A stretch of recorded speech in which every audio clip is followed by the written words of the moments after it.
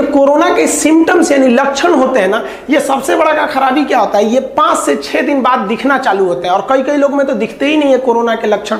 अब इसमें लक्षण आपको पता है कि भैया फीवर होता है, लेकिन एक चीज ध्यान दीजिएगा, फीवर धीमा नहीं होता और ना ही ये फीवर उतरता है, ये फीवर कंटिन्यू रहता है और बहुत जोर से फीवर रहता है। तो ये दवा खाएंगे तो उतरेगा, फिर चढ़ जाएगा। तो अगर ऐसा हो रहा है तो आप ध्यान दीजिएगा कि कहीं कोरोना के लक्षण है।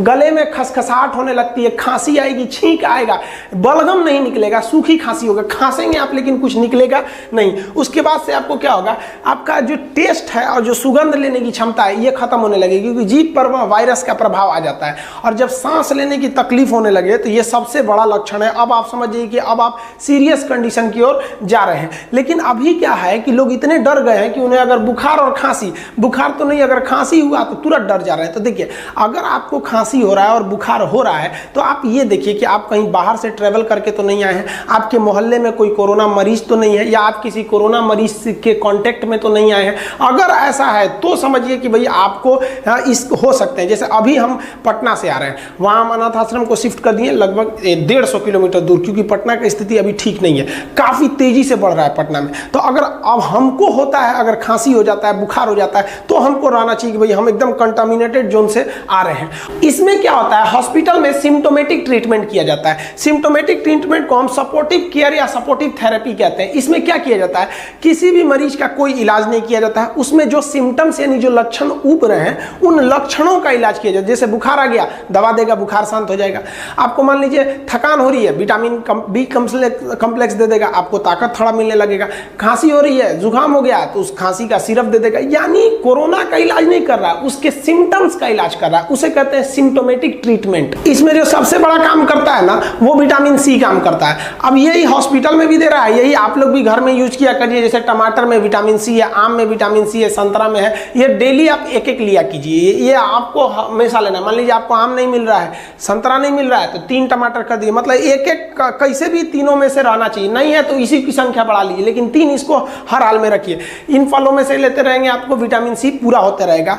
नारियल का जो पानी होता है ये काफी फायदा करता है। अभी देखिए, ये जो नारियल जो पानी होता है, ये ब्लड जो होता है ना, ब्लड काफी इसमें इफेक्टेड हो जाता है लंग्स में, तो ये आपको एक अंदर से शक्ति प्रदान करता है, आपके शरीर को गिरने नहीं देता है। दूध की मात्रा रहनी चाहिए कोरोना पेशेंट को, और अंडा जो है ये काफी जरूरी है। शाकाहारी लोग भी, अब देखिए, मान लीजिए ये तो एज ए दवा की तरह प्रयोग हो रहा है, होने के बाद यही सब हॉस्पिटल में भी दिया जा रहा है। और सबसे जरूरी जो हो गया है वो तो काढ़ा हो गया है। काढ़ा में आप सबसे अच्छा है लेमन टी पीजिए, और एकदम गरम गरम पीजिए यहाँ पर, क्योंकि कोरोना जो है ना लगभग 4 से 5 दिन आपके गले में रहता है। अगर गर्म दूध, गर्म चाय या काढ़ा पीते हैं तो वो सीधे चला जाएगा आपके पेट में, और पेट में हाइड्रोक्लोरिक एसिड होती है, वो उसे मार देता है। काढ़े में आप पानी गर्म कर सकते हैं, इसमें गुल मिर्च डाल सकते हैं, अदरक, तुलसी, हल्दी का प्रयोग कर सकते हैं। दूध में तो आप हल्दी दूध डाल के एकदम गर्म पीने का कोशिश कीजिए। और कई लोग दूध पीते हैं ना तो उसमें मुंह में ठंडा कर लेते हैं, मुंह में लीजिए हल्का सा बस, और तुरंत ढकेल दीजिए, ताकि वो गर्मी जो है ना आपके गले तक पहुंचना चाहिए यहाँ पर।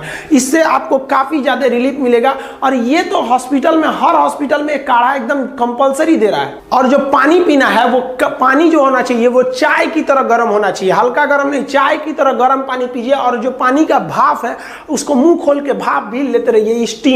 स्टीम और ये पानी, इसे गलाला करते रहिए, इसे कुछ गलाला करके उसमें नमक डाल दीजिए, पानी पी भी लेंगे तो कोई दिक्कत नहीं है, लेकिन गर्म पानी एकदम पीते रहिए। आप हॉस्पिटल में रहें या घर पे रहें, घर पे भी सेल्फ आइसोलेशन कर सकते हैं। गवर्नमेंट ने भी गाइडलाइन जारी कर दिया है, सेल्फ आइसोलेशन में आपको किसी दूसरे से मिलना नहीं है, बाकी घर वालों को थोड़ा सा ज्यादा सावधानी बरतना है। और इस बीच आपको क्या करना है, जो लोग ठीक हुए हैं उन लोग को डॉक्टर्स थोड़ा थोड़ा ना मानसिक रूप से भी ठीक करना है। जैसे उनको हमेशा अपना बुखार नापते रहना है कि बुखार कितना है, उसको लिखते रहना है, अपने डॉक्टर को बताते रहना है कि ये इतना इतना है। आपको ना, जो आप ठीक होंगे या नहीं ठीक होंगे ये डिपेंड करता है कोरोना होने के 8वें दिन से 15वें दिन तक, क्योंकि 6वें 7वें दिन तो लक्षण ही आते हैं, और 8वें दिन से आपको बदन में कपकपी चालू हो जाती है। अब याद रखिएगा, जब आप हॉस्पिटल में एडमिट होने जाएंगे तो आपके साथ एक और मांगा जाएगा आदमी जो आपका ध्यान रख सके, और आपको एक बर्तन रखना है जिसमें आप पानी, चाय वगैरह बना सके, और आप एक ओढ़ने के लिए कंबल ले सकते हैं, क्योंकि बुखार आएगा तो ठंड बहुत तेज लगता है ऐसे मरीजों को। और जो इनके साथ अटेंडेंट जाएंगे उनको अपना पर्सनल सिक्योरिटी के लिए उनको तो N95 जैसे मास्क हमें हमेशा अवेलेबल रखना है, बुखार हमेशा नापते रहना है, बुखार से कोई लापरवाही नहीं करना है, और योगा करते रहना है। योगा के लिए आप उसमें देख सकते हैं कई सारे योगा चैनल है, वो स्पेशली योगा के लिए ही हैं, तो योगा करते रहना ताकि आपका बॉडी जो हो आप उसी तरह से स्ट्रांग हो सके। और आपको अपने बॉडी के जो ऑक्सीजन लेवल है उसको भी नापते रहना है। ये दोनों रिपोर्ट आपको डॉक्टर को बताते रहना है, ताकि अगर ऑक्सीजन की कमी आएगी तो आपको ऑक्सीजन अलग से दिया जाएगा। और इस बीच आप अपने आप को इंटरटेन करते रहें, आप मोबाइल देख सकते हैं, आप वीडियो कॉल कर सकते हैं, अपने दोस्तों से बात कीजिए, अपना शेयर कीजिए अपना अनुभव को, ताकि उन लोग का भी हिम्मत बढ़े। और इसी सारी चीज़ों से 80% लोग ठीक हो जाते हैं। उनको 80% लोगों को ये खाने में दिया जाता है, और बाकी ये ट्रीटमेंट में ये दिया जाता है। सपोर्टिव ट्रीटमेंट होते हैं, सिम्टोमेटिक खांसी आ गया तो उसकी दवा, इससे 80% लोग ठीक हो जाते हैं। लेकिन अभी क्या हो गया, किसी को कहिए ना, अभी लोग का डर से सीना में दर्द होने लग रहा है। अब वो चौंक जा रहा है कि भाई अरे बाप रे बाप, इसको कोरोना तो नहीं हो गया। तो डरना नहीं है, डर गए तो फिर आपका इम्यून तो अपने कमजोर हो जाएगा। 80% के बाद जो 15% लोग होते हैं उन्हें ऑक्सीजन देना पड़ता है। ये ऑक्सीजन सीरियस नहीं है, लेकिन हाँ ये मतलब माइल्ड या फिर मॉडरेट भी नहीं है। इसमें ना ऑक्सीजन सिलेंडर द्वारा ऑक्सीजन को केवल आपके नाक के पास छोड़ दिया जाता है, ताकि जो आपके बॉडी में ऑक्सीजन की कमी हो गई है उस कमी को ये जाके पूरा कर सके। इसमें भी बाकी आपके 15% लोग ठीक हो जाते हैं। अब बच गए 5%। इन 5% को वेंटिलेटर पर रखा जाता है। ये वेंटिलेटर आखिरी उम्मीद होती है। इसमें एक नली होती है जो नाक या मुंह के माध्यम से आपको क्या किया जाता है, अंदर तक पहुंचाया जाता है, यहाँ फेफड़ा तक। और ये मशीन प्रेशर डाल के आपके फेफड़े में ऑक्सीजन भरती है और फिर वापस निकालती है। ये काफी क्रिटिकल हो जाता है। इसमें क्या होता है, कोरोना वायरस आपके फेफड़े में एंट्री कर जाता है, और फेफड़े में जाने के बाद वो दो काम करता है। एक तो ब्लड को जमा देता है, तो डॉक्टर क्या करता है, ब्लड को पतला करने वाला आपको लिक्विड दवा दे देता है वहां पर, तो ये हो जाता है। दूसरा, जैसे ये फेफड़े में जाता है तो फेफड़े की कोशिकाओं को ये मारना चालू करता है। अब फेफड़े की जो कोशिकाएं होती हैं उसमें ज्यादातर सिलिया फ्लेजिला टाइप के होते हैं, ऐसा सिलिया टाइप का, ताकि वो ऑक्सीजन को बाहर फेंक सके, CO2 को बाहर फेंक सके।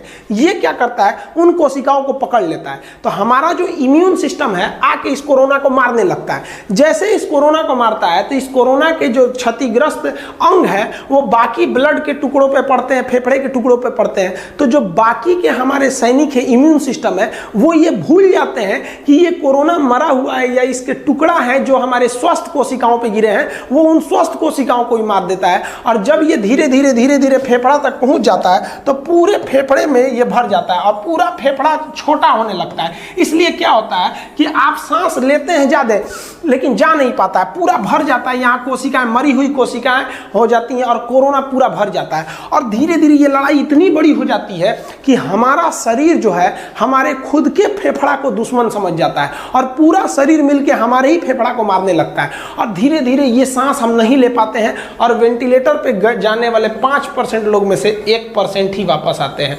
और हमारे इंडिया में जो डेथ रेट है वो यही 4% का चल रहा है। ये 3 से 4% जो है वो डेथ रेट है इंडिया का। उम्मीद करते हैं कि आप लापरवाही नहीं करेंगे। अगर हमसे पूछा जाए कि भाई ये कोरोना इतना ज्यादा क्यों फैला, तो हम तो इसमें केवल पब्लिक को समझते हैं। भाई पब्लिक इतनी लापरवाही से लिया इस चीज को। आज भी हम पटना से आ रहे हैं, आज ही आ रहे हैं, हम वहां देखे कि लोग बिना मास्क का घूम रहे हैं। अरे भाई बिना मास्क के घूम रहे हो, गलती से तुम्हें कोरोना है तो तुम तो पूरे मोहल्ले को फैला दोगे। तो ये लापरवाही है उन लोग की और पूरी तरह से समाज को भी इसका भुगतना पड़ेगा। जितना जल्दी से जल्दी ये सही होगा, जल्दी से ये कोरोना भागे। अगर आपको अंदेशा हो जाता है कि नहीं हमको कोरोना है या हम ऐसे क्षेत्र से आए हैं, हमें ऐसे सिम्टम्स दिख रहे हैं, तो आप डॉक्टर से कंसल्ट कीजिए और तुरंत इन सब चीजों का सेवन बढ़ा दीजिए। और अभी भी आप अगर सेवन नहीं कर रहे हैं तो इन सब चीजों का सेवन आज से ही चालू कर दीजिए। और इतना तो समझिए कि ये जो गर्म पानी और गर्म काढ़ा है इसमें कुछ नहीं जाता है, आपको एक तरह का फ्री इलाज है। और अभी हॉस्पिटल में सबसे ज्यादा यही हो ही रहा है, गर्म पानी, गर्म काढ़ा, दूध, अंडा, विटामिन C, यही अभी